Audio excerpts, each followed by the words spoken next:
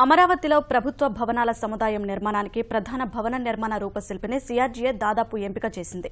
లండన్కు చెందిన ప్రముఖ ఆర్కిటెక్చర్ సంస్థ పోస్టర్ అండ్ పార్ట్నర్స్కు ఈ అవకాశం దక్కనున్నట్లు సమాచారం.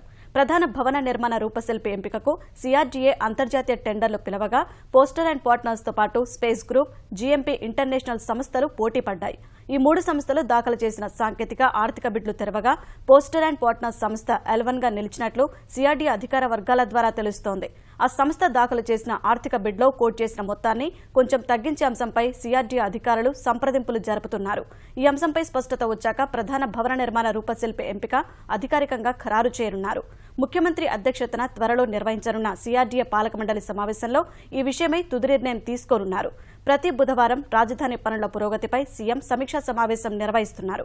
ఈ నేపథ్యంలో బుధవారం జరిగే సిఆర్డీఏ సమావేశంలో ప్రధాన భవన నిర్మాణ రూపశిల్పి ఎంపిక ఖరారు చేస్తారా లేదా దీనికోసం మరోసారి ప్రత్యేకంగా సమావేశం నిర్వహించి ప్రకటిస్తారా అన్న దానిపైన స్పష్టత రాలేదు.